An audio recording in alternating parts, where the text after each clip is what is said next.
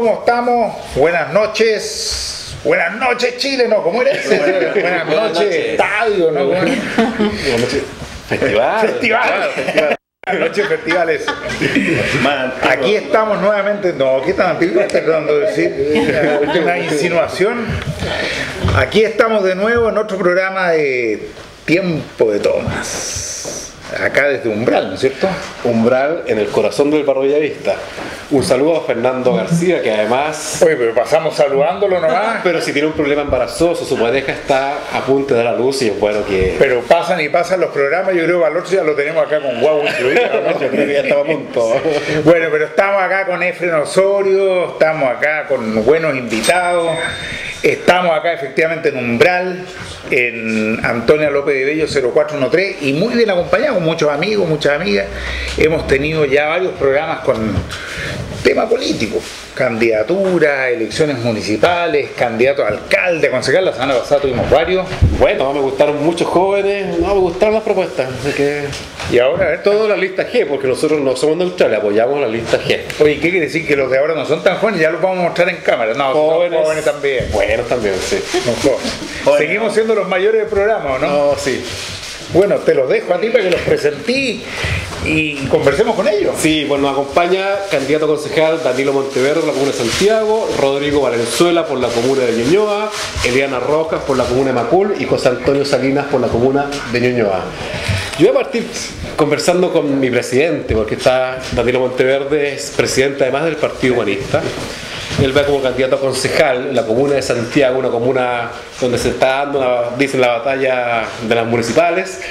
¿Cómo ves el tema municipal en la comuna de Santiago? ¿Cómo es la comuna de Santiago, que parece una comuna como de mucho paso, de mucho centro, pero que también tiene vida barrial, también tiene poblaciones, también tiene centros de residencia? ¿Cómo es esa visión, Danilo?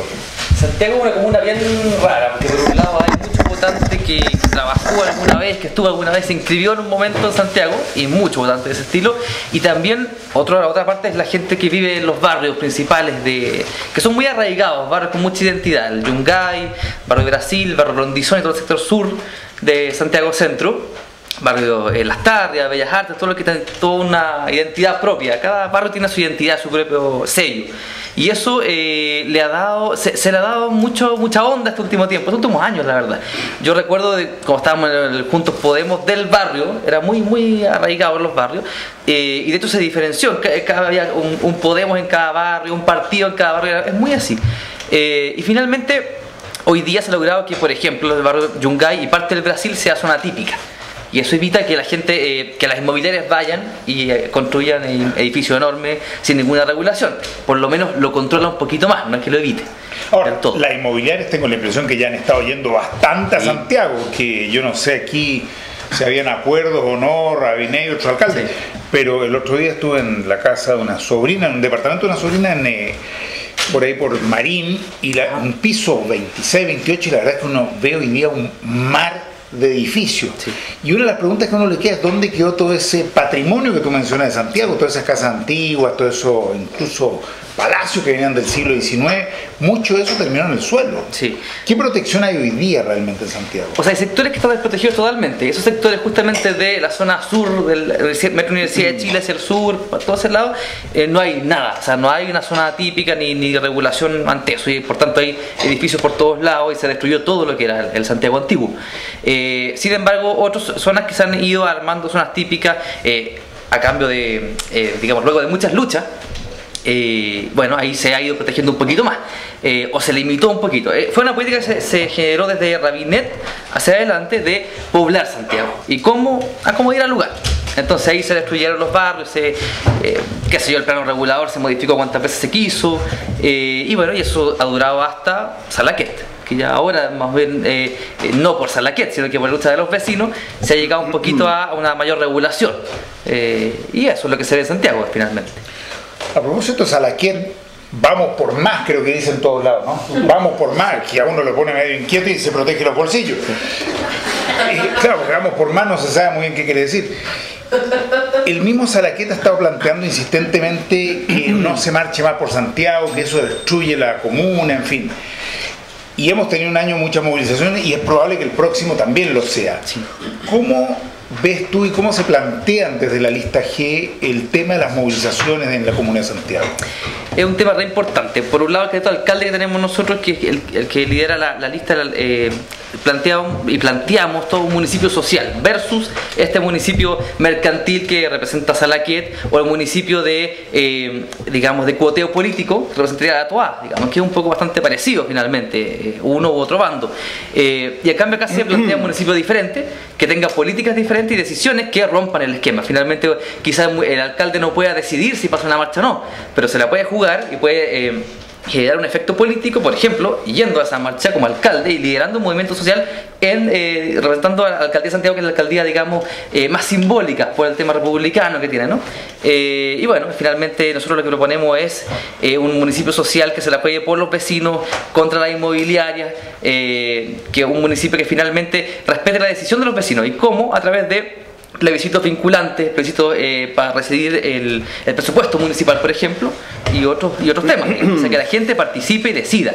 Y por ejemplo, en el tema de los colegios, eso sería un tema a definir así, en conjunto, no con medidas simplemente desalojar a los cabros como ha sido hasta ahora.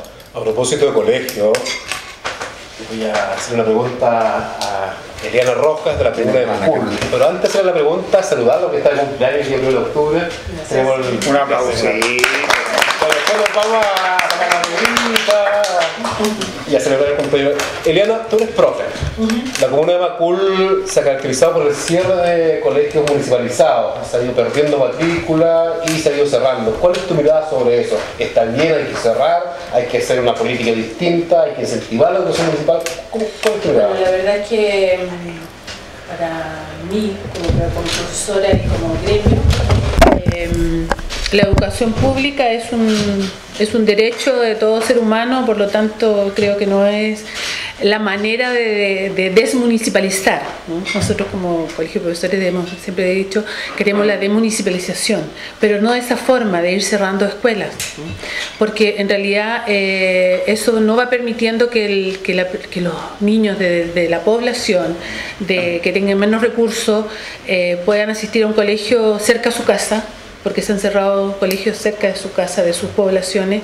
Por lo tanto, creo que no es la forma. Y en Macul, lamentablemente, de 18 escuelas que habían, ya se han cerrado un 70 o 80%. ¿Pero se cierran por qué? Por falta de compromiso de los padres también, y desde el municipio, porque los padres encuentran que no hay una buena educación en Macul. Por lo tanto, se los llevan a otras comunas. Básicamente ha sido esa la problemática. Ahora, tú has participado del colegio de profesores también, ¿no? Y por tanto has estado en toda esta pelea de educación pública, gratuita y de calidad. ¿Cómo ha sido esta etapa? Porque ustedes vienen trabajando hace mucho tiempo y como que era un grito en el vacío, y de repente emerge el movimiento estudiantil, emerge el tema de educación como país. ¿Cómo lo ves para lo que viene? Yo lo veo desde el punto de vista del colegio de profesores bastante difícil, por todas estas leyes que se han implementado y que en realidad, por mucho que el movimiento estudiantil ha logrado muchas cosas, pero hay una política mercantilista y que está implementada y que está funcionando, y que de alguna manera, en la confianza que teníamos en la parte política, digamos, de concertación, que de alguna manera como que teníamos esperanza en algún minuto, también se ha solucionado mucho. Entonces yo veo, siendo optimista, en un poquitito de desesperanza, ¿no? Pero creo que con el empoderamiento de la gente, del ciudadano común, se puede lograr. Bueno, y me quedaron a mí los dos candidatos ñuñoínos. José Antonio Salinas, candidato a concejal por Ñuñoa. Así es. Ñuñoa tiene un alcalde hace, parece, 16 años, nos comentaban. Claro, sí. O sea, Además, fue alcalde anteriormente. Bien, o sea que lo ha hecho re. La gente lo reelige, sigue ahí, creo que ahora de candidato de nuevo. ¿Por qué cambiar eso? ¿Para qué esta campaña? ¿Para qué esta candidatura? ¿Para qué la lista G? ¿Qué se plantea? Mira, aquí hay un tema que tiene que ver con el futuro, la vida humana, el desarrollo del ser humano.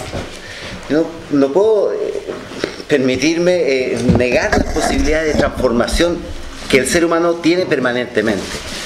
No podemos permitirnos que en una comuna se mantenga un alcalde reelecto tantas veces él quiera, hasta cuando él quiera. Eso es inmoral. De hecho, la política debiera tener códigos de moralidad de aquellos candidatos que fueron electos, que fueron reelectos, que ya llega un momento en que ya debiera dejar el espacio a las nuevas generaciones. Las transformaciones que tiene la vida humana se expresan en diversas partes, se expresan en una comuna con una infinidad de condiciones. Por tanto, el ser humano tiene que estar, las personas que habitan una comuna tienen que tener participación. ¿Qué es lo que ha ido sucediendo?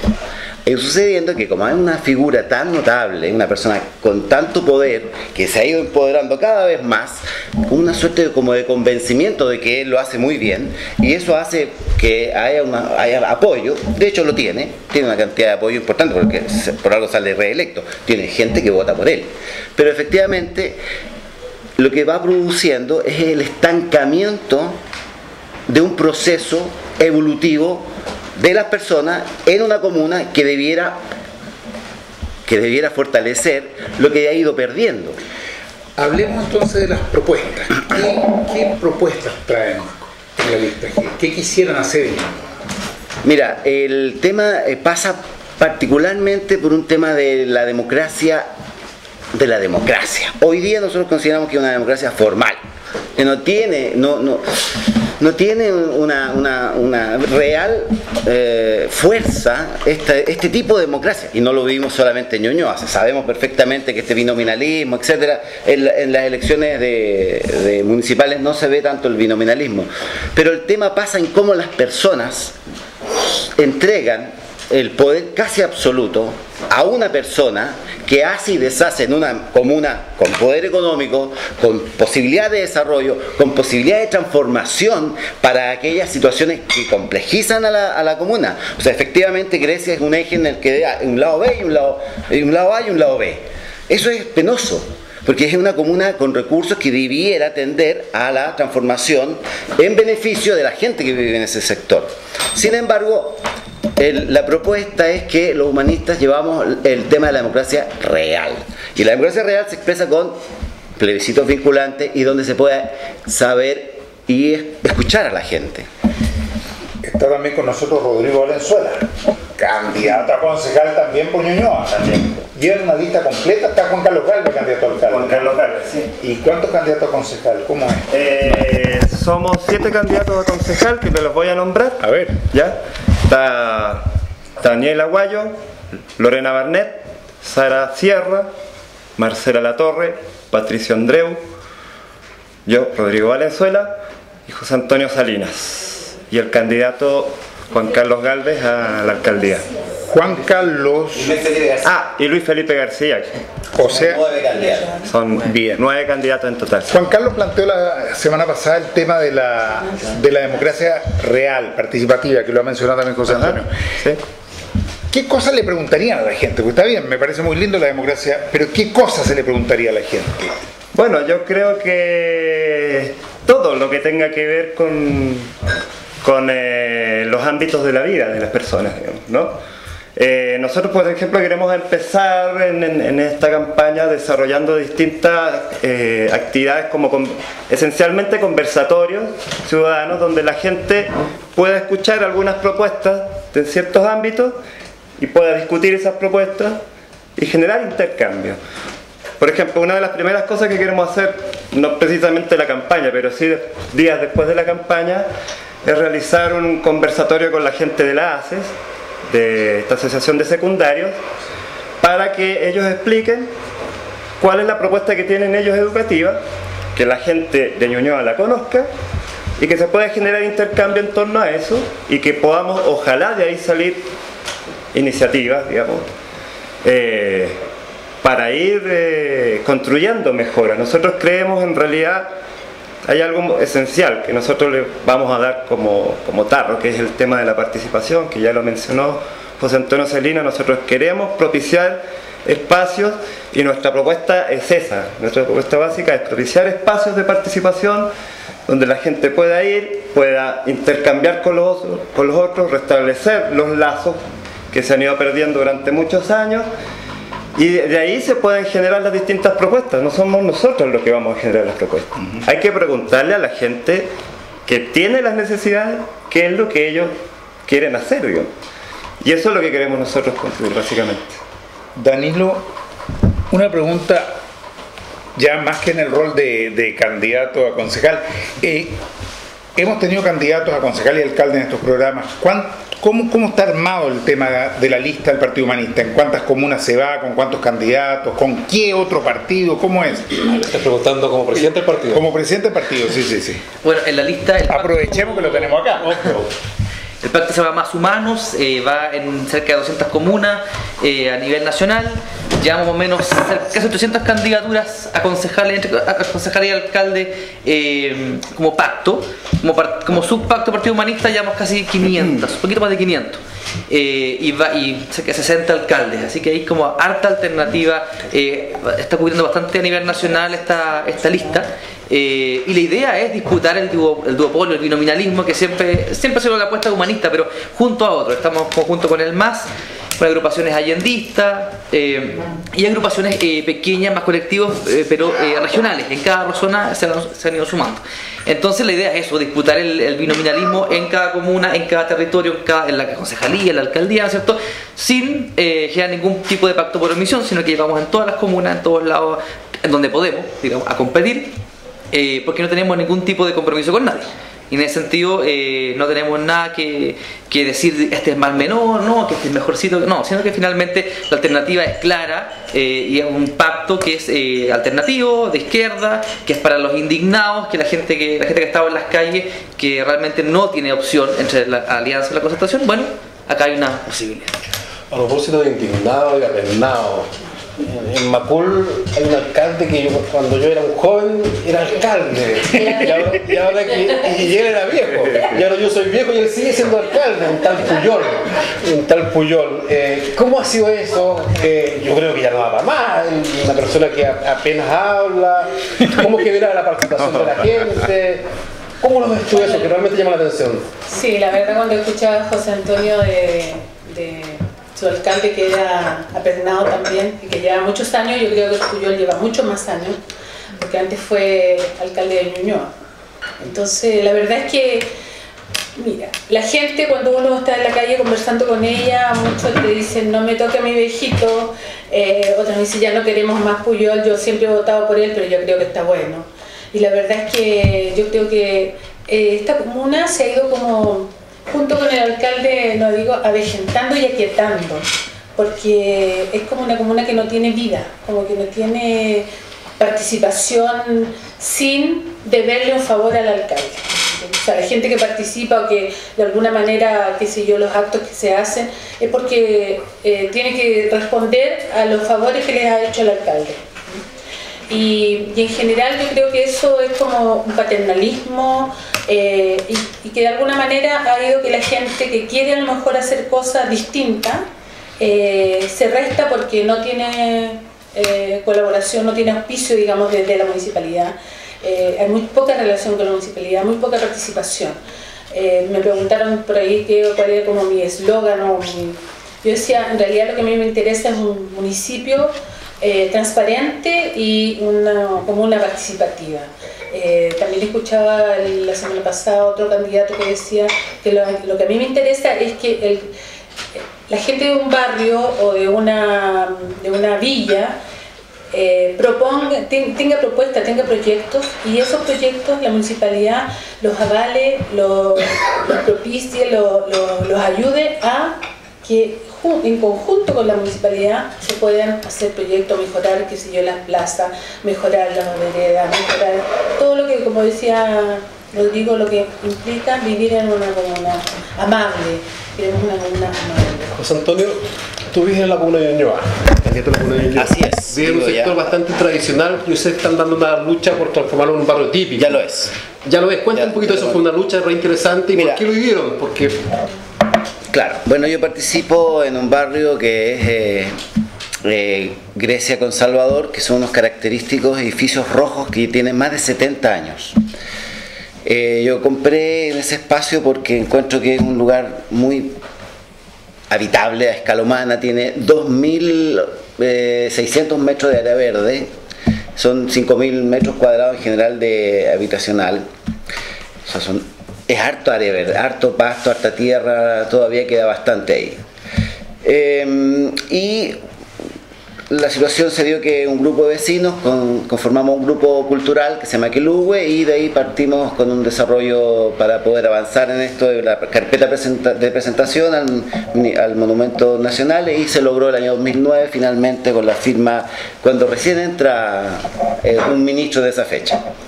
Por tanto, podemos conseguir hoy día, hoy día tenemos un barrio con resguardo de patrimonio urbanístico, así se llama.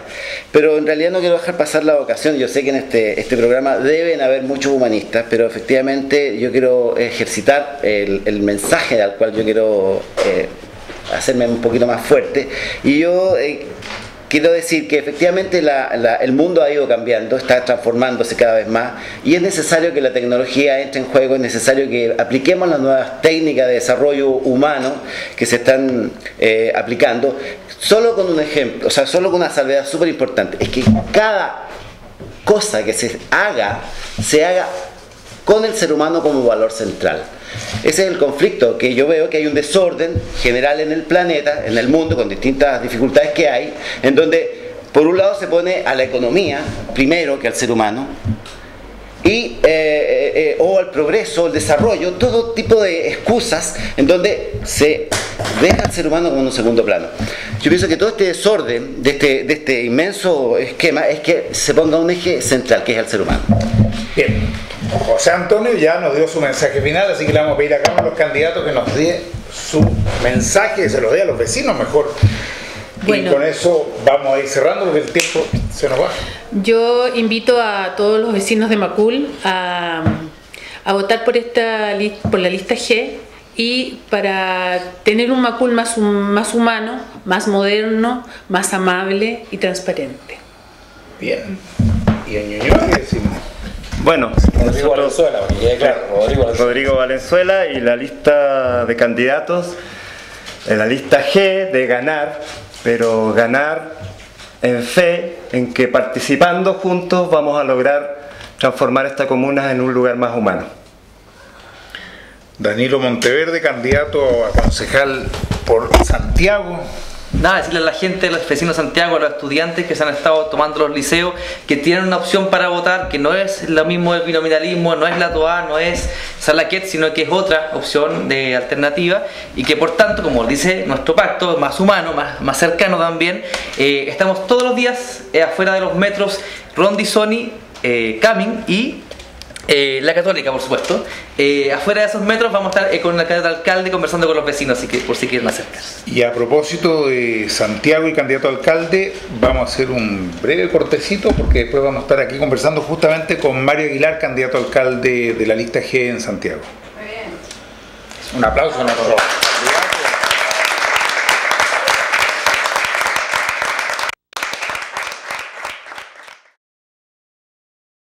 Bueno, vieron que volvimos rápido, después de todos los comerciales, todos los auspiciadores, en un segundo estábamos acá. Estábamos antes con varios candidatos concejales, algunos de tu comuna también. Ya vieron con quién estamos, me imagino, ¿no? Bueno, estamos efectivamente con Mario Aguilar, candidato a alcalde por Santiago, de la lista G, que tú nos explicarás después lo que significa. Así que seguimos con nuestro programa. Efren parece que quería preguntar algo. Bueno, sí, estamos en la comuna de Santiago. Se ha hablado mucho de la gran batalla entre Salaquet y la comunidad toda, como dejándolo todo en términos binominales, todo en términos de una y otra opción. Uno revisa los diarios y pareciera que hubiese dos campañas solamente, en circunstancias que está tu candidatura y hay otras candidaturas más. Entonces yo quiero saber, Mario, que nos cuente un poco cómo ha sido esto de romper el binominalismo, de romper esa dupla que el sistema intenta imponer para dejar las alternativas distintas fuera, como que no existieran. ¿Cómo ha sido eso? Bueno, prácticamente repetir la lucha que como movimientos sociales hemos venido haciendo todos estos años en Chile, digamos, evidenciar que existe algo distinto a los que están instalados en el poder, evidenciar que hay mucho más, Y mi candidatura, que es la candidatura que representa los movimientos humanistas, sociales y ciudadanos, que en Chile son muchos, y somos muchos, y que por años estuvimos silenciados, y que siguen intentando silenciarnos, siguen tratando de mostrar que solo está la clase empresarial, la clase del club de los políticos, los de la farándula que aparecen en la televisión, siguen tratando de mostrar un país que es una parte pequeña, no es expresión de lo que es realmente la ciudadanía. Y en esa lucha tenemos que ir enfrentando esos poderes que tratan de silenciarnos, pero que cada vez les cuesta más. Los movimientos sociales que emergieron en el 2011, Aysén, movimiento estudiantil, movimiento por la educación, Freirina, Coyhaique, todo, Punta Arenas, todo lo que conocimos fue justamente romper ese silenciamiento, romper ese intento de los medios por mostrar un país ficticio, y apareció el país real. Y en esta candidatura yo creo que también han logrado parcialmente representar ese binominalismo, porque mucha gente en las redes sociales, o mucha gente que ya no le cree a la tele oficial, que ya no le cree a los medios oficiales, sí se ha enterado de nuestra candidatura y sí nos está apoyando, y yo creo que va cada vez con más fuerza lo que representamos. Y eso te quería preguntar, ¿qué se representa? Porque en Santiago efectivamente hemos tenido un alcalde que pretende, bueno, lo que uno ve desde afuera, reinar sobre la comuna, es decir, imponer lo que se debe hacer y lo que no se debe hacer. Últimamente se lo he escuchado bastantes veces intentar impedir toda movilización, toda marcha. ¿Cómo visualizas tú la comuna desde ese punto de vista, desde el punto de vista de los ciudadanos expresándose en ella? ¿Cómo te imaginas desde la alcaldía la relación con aquellos que se movilizan? Bueno, tema muy interesante. Nosotros hablamos del municipio social. Lo que nosotros proponemos y lo que queremos llevar adelante en el caso de la alcaldía de Santiago es un municipio social, que es la contraposición, lo inverso al municipio empresarial que hemos conocido todos estos años. En el municipio social el alcalde no es un jefe, el alcalde no es un gerente, el alcalde es un vecino que toma una función, y esa función fundamentalmente consiste en abrir el municipio a toda la gente, a toda la comunidad, en abrir cauces de participación, en cogobernar con los vecinos, cogobernar con la comunidad, cogobernar con las organizaciones sociales, y por supuesto respetar las expresiones ciudadanas, y entre eso las protestas, las manifestaciones, la movilización social, que son un derecho, y que nosotros, al ser parte de esos movimientos, obviamente hemos luchado porque ese derecho en Chile se reconozca y no sea reprimido. Nos ha ido mal desde el punto de vista del gobierno, porque en Chile, en vez de en estos años que han emergido estos movimientos, en vez de aumentar la democracia, la participación, y a esos movimientos verlos como la posibilidad de transformar al país para mejorarlo, lo que ha ocurrido desde parte del poder ha sido exactamente lo contrario. Y Salaquet en ese sentido ha sido bastante primera línea en la represión del movimiento estudiantil, en la represión de los movimientos ciudadanos. Recordemos que en el 2011 Salaquet propuso sacar los militares a la calle. O sea, ¿qué significa sacar los militares a la calle? ¿Significa un nuevo golpe de Estado? ¿Significa un nuevo gobierno militar? ¿Qué significa sacar los militares a la calle? Que fue la propuesta que hizo Salaquet.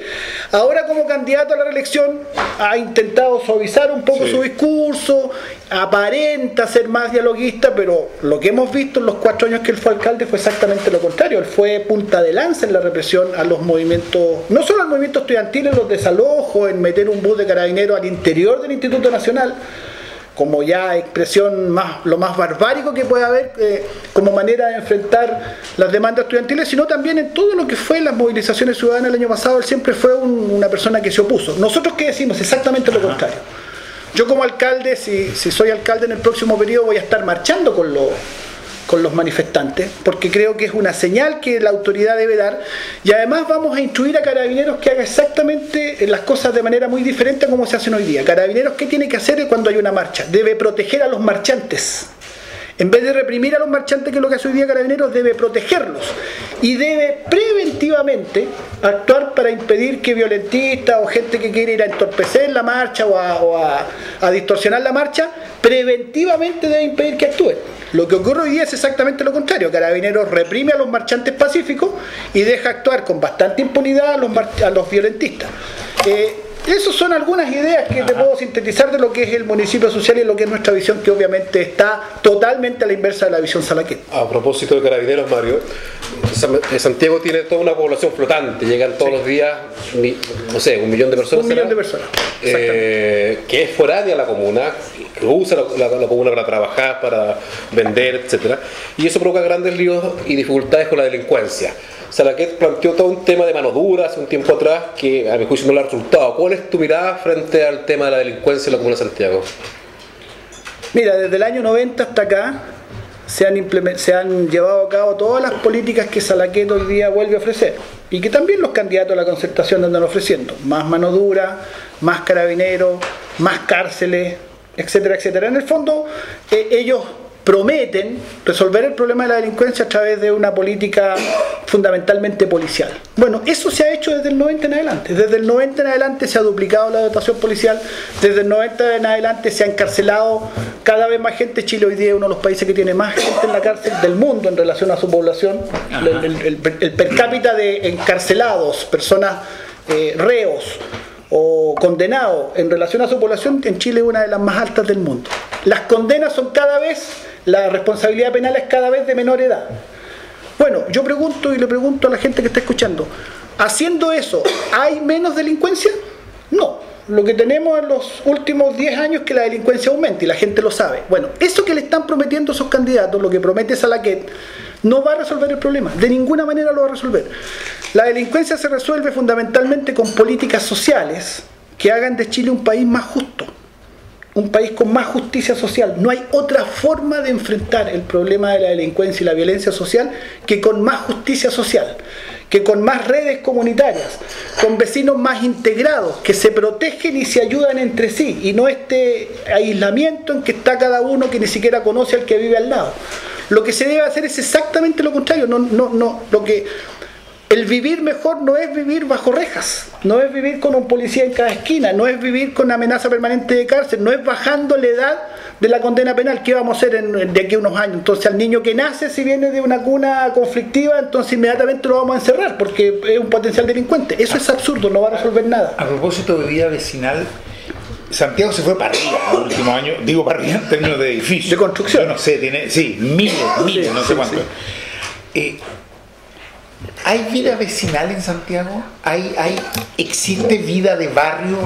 Tal vez mucha gente, como dice Efren, van a Santiago por el día, trabajan, se van, no lo perciben. No sé si ¿existe vida, cultura de barrio en Santiago? Bueno, aquello de que Santiago es Chile es uno de los problemas del país, ¿no es cierto?, el excesivo centralismo que tiene nuestro país, pero en cierta medida es real. Santiago es una expresión de lo que es Chile. Ahí está el poder político, ahí está el poder económico, ahí están, digamos, ahí se hacen los grandes negocios del país, ocurren en Santiago. Ahí está la bolsa de comercio, ahí está, qué sé yo, las grandes empresas tienen sus oficinas, pero también en simultáneo con eso, que es lo más visible, están los barrios, y los barrios son muy vivos. Está el barrio Bogotá, el barrio Rondizoni, el barrio Yungay, el barrio Brasil, está el barrio Franklin, el barrio San Diego, Mata, son todos barrios donde hay mucha vida. Y esa vida se ha visto muy afectada por los intereses comerciales, los proyectos inmobiliarios, las intervenciones inconsultas. El caso más emblemático es el barrio Yungay, donde un día llegó el municipio por decisión del alcalde Salaquet y simplemente empezó a botar árboles y empezó a sacar los bancos, que para la gente tenía toda una historia, todo un significado de la gente del barrio. Ahí pololearon, ahí se conocieron, ahí jugaron los niños, y un día llega el municipio y simplemente eso lo destruye. Finalmente la gente del barrio Yungay ganó un juicio y un tribunal determinó que el alcalde había actuado de manera ilegal al hacer eso porque violó leyes patrimoniales y otras cosas, pero sin embargo el daño ya estaba hecho. Entonces hay mucha vida barrial, hay mucha vida de actividad cultural, actividad juvenil, hay muchos vecinos que participan, que se entrecruzan entre sí, que se relacionan entre sí. Y eso está muy afectado por el concepto de municipio empresa que yo cuestionaba al inicio de esta conversación. Mario, la política no es solo obra, no es solo gestión, tiene mucho simbolismo, mucho simbólico. Así es. Y hay un símbolo en la Comuna de Santiago que tiene que ver con, que lo acabamos de ver a propósito de septiembre, que es la inauguración de la fonda.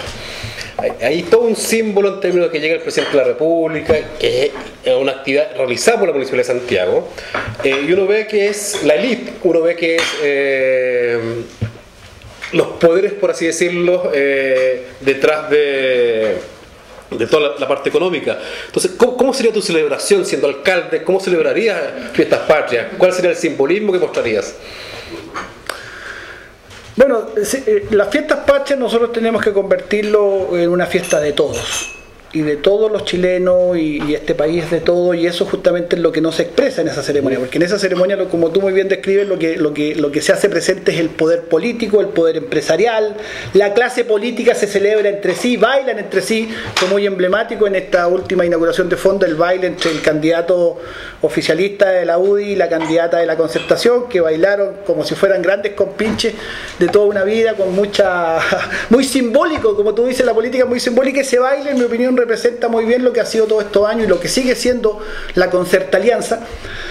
Y lo que nosotros necesitaríamos es hacer una inauguración donde los que estuvieran ahí presentes y los grandes protagonistas fueran la comunidad de Santiago, fuera la gente, fueran las organizaciones culturales. ¿Por qué no podemos invitar a los mapuches a la inauguración de las Fiestas Patrias? ¿Por qué no podemos invitar a los jóvenes y las cuecas choras, por ejemplo, las cuecas bravas, que hoy día son una cosa que tiene mucho arraigo entre los jóvenes, donde en Santiago mismo hay varios cafés y centros y lugares donde se juntan a cantar y a bailar la cueca brava, que es una cueca con contenido social, es muy interesante.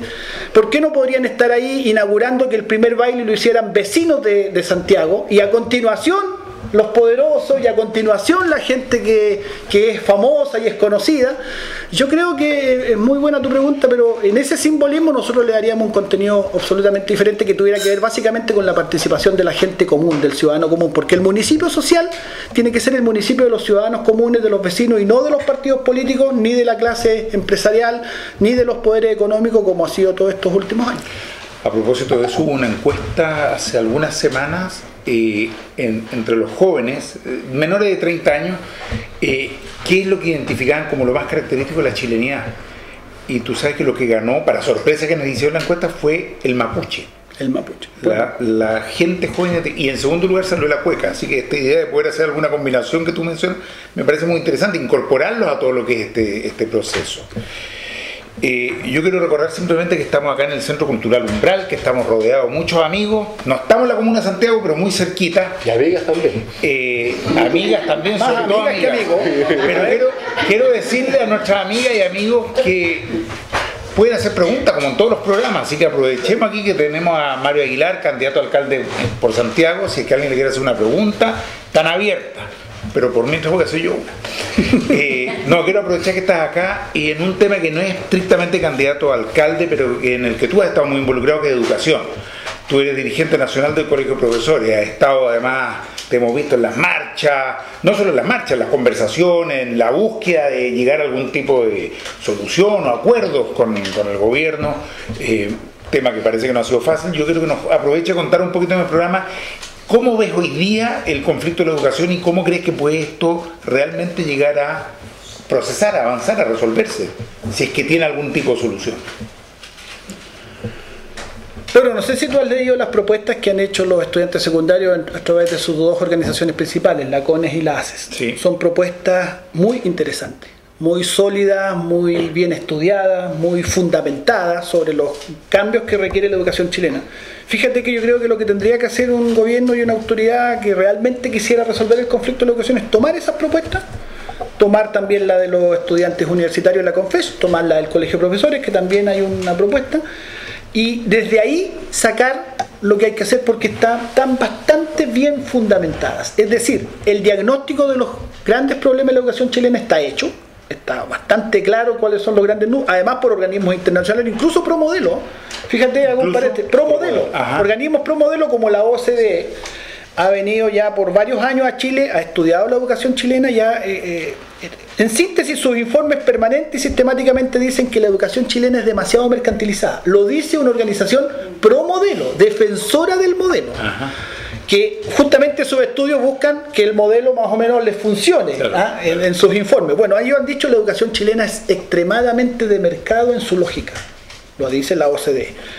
Bueno, están las propuestas, está lo que hay que hacer, lo que falta es la voluntad política de las autoridades. Fíjate que hace unas semanas, tú muy bien dices, yo estuve en una reunión que hubo con el ministro de Educación, donde fuimos profesores universitarios y secundarios a entregarle nuevamente la propuesta de lo que el movimiento plantea, a abrirle una puerta al diálogo. En el fondo se fue a eso, a abrirle una puerta al diálogo. Y a mí francamente me causó una... ¿cómo decirte la palabra?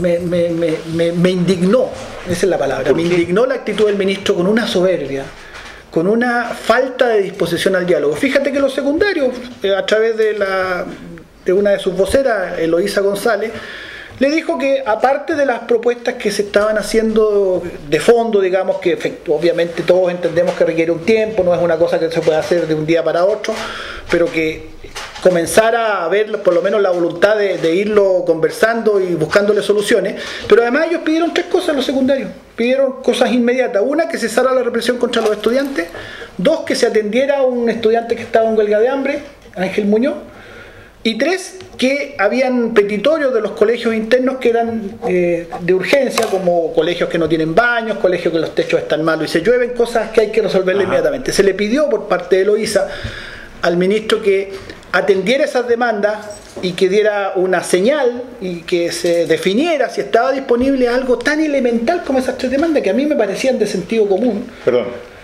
Cesar la represión al movimiento estudiantil, los desalojos violentos y la brutal represión de carabineros, incluso con atentados sexuales a niñas. La represión. Atender el caso del estudiante en huelga de hambre y atender los petitorios internos de los colegios, que muchos de ellos son de necesidad urgente. Bueno, ¿sabes qué respondió el ministro? No, esos no son problemas míos, son problemas de los sostenedores. Frente a lo cual, los muchachos se pararon y se fueron de la reunión, y yo estoy de acuerdo con que lo hayan hecho. Porque es tal la falta de voluntad de diálogo por parte del gobierno, es tal su obcecación en simplemente dedicarse a defender el lucro. Fíjate que este ministro, que supuestamente es un experto, en realidad, si tú evalúas su gestión, lo único que ha hecho todo este tiempo es dedicarse con dientes y muelas a defender el lucro, desoyendo absolutamente al movimiento social y, por supuesto, no dando ninguna solución al conflicto. Y por lo tanto, el conflicto, lamentablemente, no es lo que queremos los actores de educación. El conflicto sigue vigente y va a continuar en los próximos tiempos, porque obviamente, en tanto no haya mínimas soluciones. Y yo se lo dije al ministro, fíjate, en esa reunión, le dije: ministro, usted reclama que no se puede acceder al 100% de las demandas, que eso es intransigencia. Pero, ministro, tampoco 0% como usted ofrece. Porque usted dice que no pidamos el 100, pero usted ofrece el 0. Entonces, ¿qué punto de encuentro puede haber cuando usted reclama intransigencia, pero la mayor intransigencia de parte de usted o de su gobierno? Porque, si fíjate, de todas las demandas que el movimiento ha levantado, ni una sola, no hay una sola que haya sido acogida. Si tú dijeras, son intransigentes porque ustedes están reclamando todo, no, si estamos reclamando señales básicas que digan por lo menos atienda algunas. ¿Cómo va a ser que no haya una sola de las demandas que sea posible de acoger por parte del gobierno? Y además, demandas que tienen 80% de respaldo ciudadano. Mario, es que justamente un poco ese tema, yo creo que no es un tema de voluntad política, o sea, que claramente el ministro del gobierno está defendiendo un modelo. Claro. Está defendiendo, y por razones ideológicas. Sí, por supuesto. De alguna manera uno ve que el movimiento estudiantil está en una suerte de punto ciego, que no se sabe muy bien por dónde avanzar. Entonces, ¿cómo ves tú que debiese seguir este tema? Porque finalmente si no hay fuerza social es difícil que haya cambio, porque el gobierno no lo va a hacer. ¿Por dónde va la posibilidad de que el movimiento social pueda irrumpir para cambiar finalmente este modelo? Lo que pasa es que nosotros tenemos que ubicar bien las responsabilidades. La responsabilidad del movimiento social, en la actual normativa chilena y en la actual institucionalidad, el movimiento social no tiene ni las atribuciones ni las herramientas para producir los cambios que se requieren. Hay un poder ejecutivo, un poder legislativo, que son los que hacen las leyes en Chile y los que tienen el poder político para producir las transformaciones. Entonces, cuando se critica, pero mire el movimiento, ¿cuáles son efectivamente qué hacen ustedes por los cambios? El movimiento ha hecho lo que tiene que hacer, que es poner las demandas en la discusión, es evidenciar las necesidades que existen y exigirle a la clase política la solución. Si la clase política no ha dado respuesta, ellos son los grandes responsables. ¿Y qué es lo que va a ocurrir? Tu pregunta es: ¿cuál es la salida? La salida es que la clase política en Chile entre en razón y se dé cuenta que no acoger las demandas, tratar de acallar el conflicto, que es la política que se ha hecho. Mira lo que ha hecho Beyer, o sea, mira lo que ha hecho el gobierno. Beyer, por un lado, ha ninguneado el movimiento, y por lo tanto ha tratado de prácticamente señalar que no existe, que los dirigentes no son representativos, que no es una expresión real, y la respuesta que le hemos dado son marchas de 150.000 personas en las calles, en Santiago, y 500.000 en el resto del país. Y por otro lado una política represiva muy brutal. Entonces tratan, por un lado, de silenciar el movimiento y por otro lado de aplastarlo. Bueno, es inútil eso que están intentando hacer, porque ni van a callar a los muchachos, ni los van a silenciar, ni los van a aplastar, porque la convicción que tienen es muy fuerte. Entonces, la pregunta que hay que hacerle a ellos, a los que tienen poder para tomar decisiones, a los que pueden resolver el conflicto es, ¿ustedes quieren llevar esto a un conflicto ya de una envergadura mayor para a partir de eso justificar represiones mucho más brutales? ¿Ustedes quieren eso? ¿O ustedes realmente les interesa el país? ¿Realmente les interesa la paz social? ¿Realmente les interesa buscar soluciones? Porque este conflicto no lo van a callar. Y yo llamo, aprovecho tu pregunta para decir que reflexionemos sobre la irresponsabilidad que tienen nuestros actuales nuestra actual clase política, que tiene poder de decisión. Cuando tú escuchas a un señor Escalona que dice que los que pedimos asamblea constituyente estamos fumando opio, y yo me pregunto, ¿qué es lo que fuma él entonces? Porque no sabe en qué país vive. O sea, este señor fuma drogas mucho más duras porque no ha entendido el país en que vivimos. O sea, la asamblea constituyente o la necesidad de una nueva constitución es una cuestión indispensable, porque en el fondo, ¿qué estamos diciendo con nueva constitución? Estamos diciendo modificar el sistema que nos ha llevado a este nivel de conflicto social. Es una demanda elemental, darnos de alguna manera nuevas reglas del juego. Y lo que demandan los estudiantes en definitiva es eso, son cambios profundos que efectivamente pasan por una nueva constitución, pasan porque la educación pasa a ser un derecho garantizado constitucionalmente. Tú como candidato presidencial lo planteaste en su momento.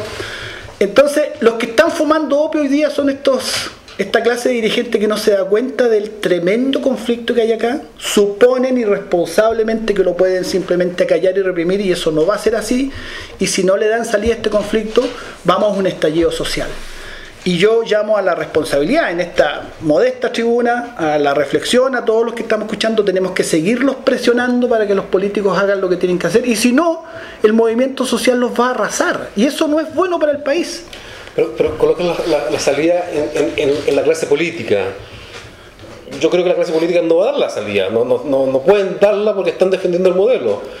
Y lo otro que colocas es el estallido social.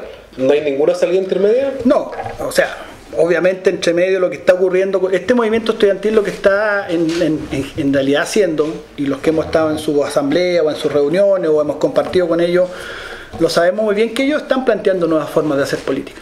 Y esas son las semillas de lo que va a venir. Ellos están planteando sistemas mucho más horizontales, mucho más participativos, mucho más asambleísticos, y eso al político tradicional lo horroriza, cuando asambleísmo y lo pone como una cosa horrorosa. En realidad el asambleísmo es participación, es democracia, respeto por la opinión de las mayorías, es liderazgos de otro carácter, ya no el líder que impone al resto y le baja línea al resto sobre lo que tú tienes que hacer, sino que el líder es más bien un vocero, un representante de lo que el conjunto quiere y necesita.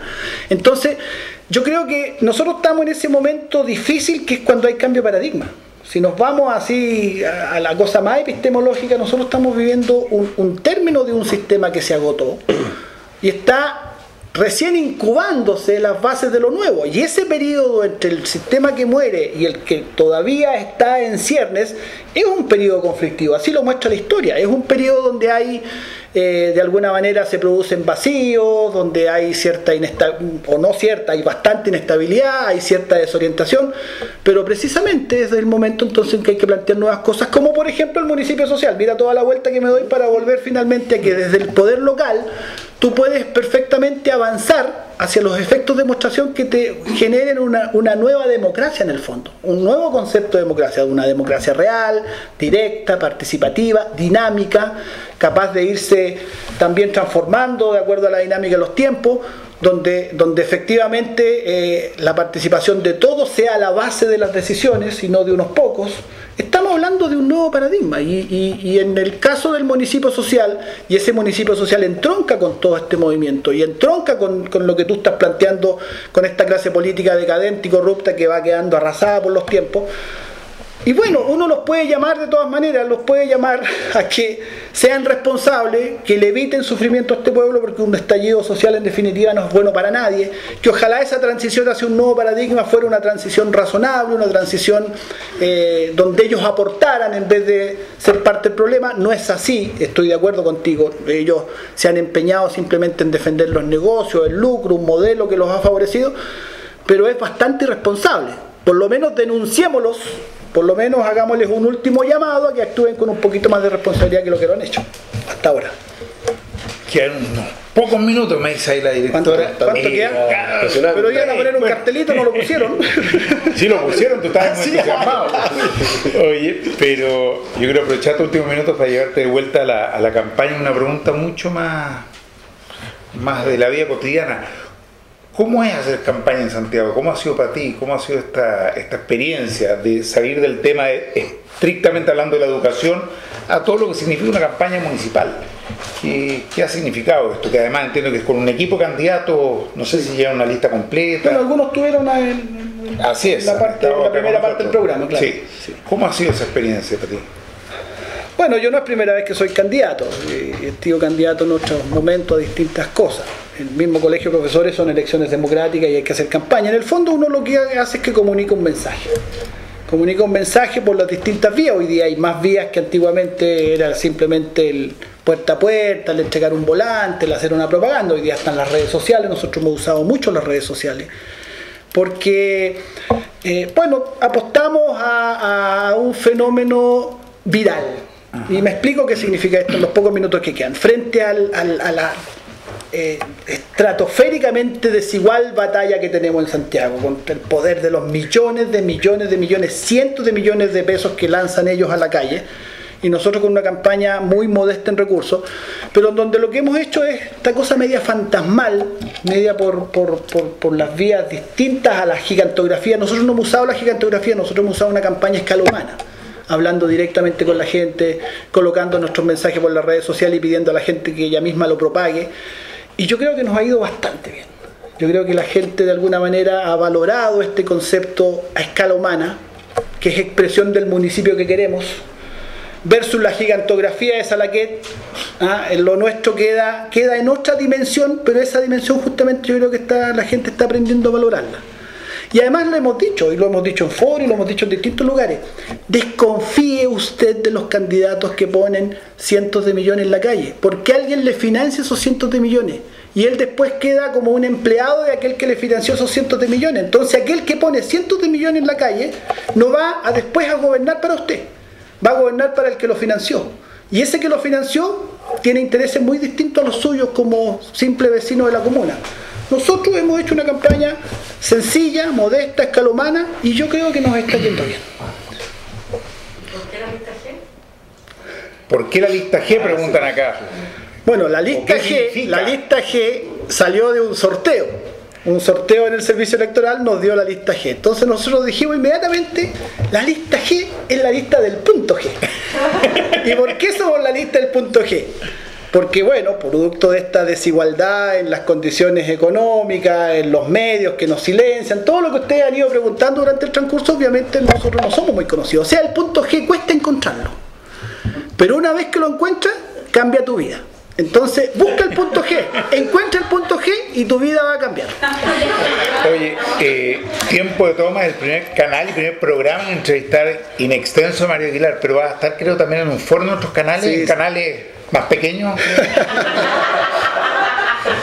Sí, bueno, el hecho de que nuestra candidatura esté y exista los ha obligado a tener que abrirnos espacios, así que ya tenemos confirmado que estamos en un foro en CNN, me parece que el 7 de octubre creo que, y en el foro en TVN que es el 22 de octubre. Por supuesto, vamos ahí a comunicar nuestro mensaje directa, claramente, sin adornos y sin eufemismo, vamos a hablar lo que tenemos que decir. Para esos días, Tiempo de Toma no va a tener programa para no quitarle No han pedido, pero por ahora creo que tenemos que irnos.